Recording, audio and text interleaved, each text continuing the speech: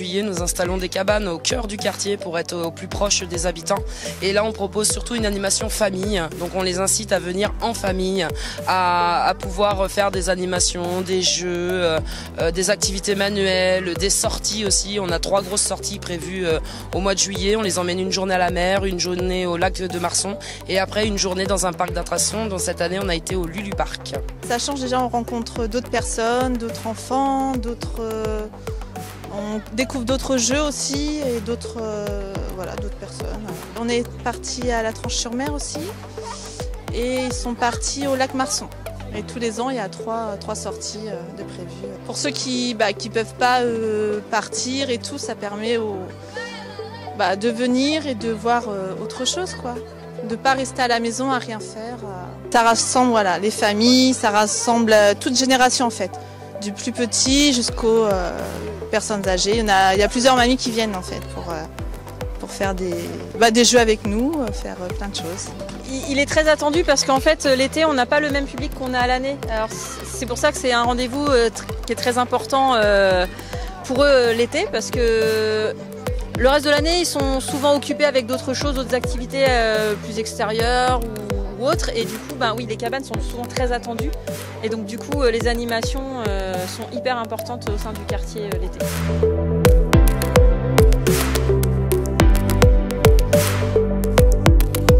Je suis partie à la Tranche, alors super parce que franchement on était bien encadrés, que ce soit par les animateurs ou d'autres voisins, donc voilà.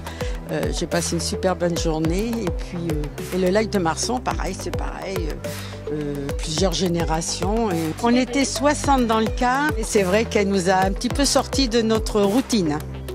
Parce que je suis grand-mère, j'ai un petit-fils, il n'y a pas de souci, je suis occupée, mais bon, autrement, on s'ennuie dans le quartier quand même. Et ça l'a bien occupé pendant 3 semaines là.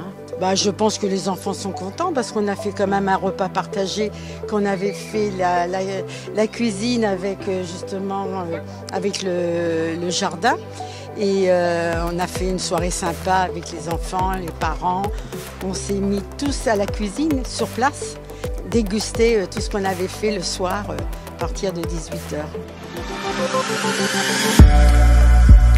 Tous les ans, les habitants viennent me voir pour organiser un grand jeu. Donc le Koh-Lanta, c'est le jeu qui est très populaire aux Rives du Cher. Donc très attendu. Très attendu.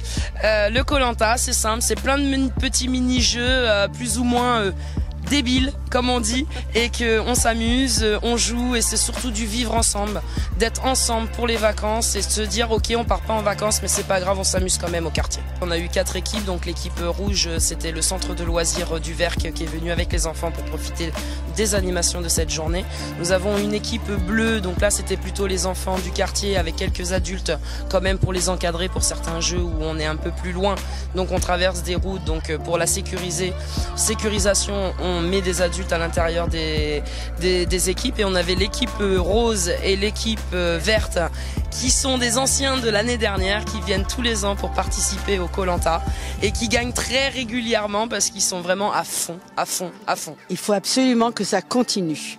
Faut pas lâcher l'affaire, on veut pas lâcher l'affaire parce que depuis 10 ans à peu près, il y a la couture au Verc, il y a un travail, des travaux d'aiguille, on fait un peu de tout, des réunions famille et on a le jardin partagé. Tout est partagé et on fait à peu près 150 à 160 kilos en semaine. C'est les employés de la ville et métropole qui s'occupent du jardin, qui les entretiennent, qui les cueillent, ils les pèsent.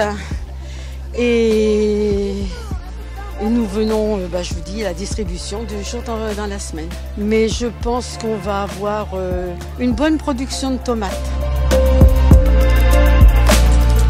Il y en a plusieurs familles qui sont vraiment contents de nous retrouver au mois de juillet parce que souvent ils ne partent pas en vacances au mois de juillet. Donc c'est compliqué d'occuper les enfants à ce moment-là.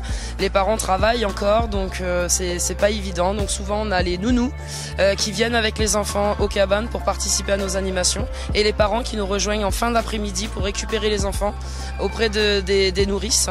Et donc ça fait une cohésion, ça fait un vivre ensemble avec tout ça. Là c'est notre dernière semaine en tout cas de festivités sur les cabanes.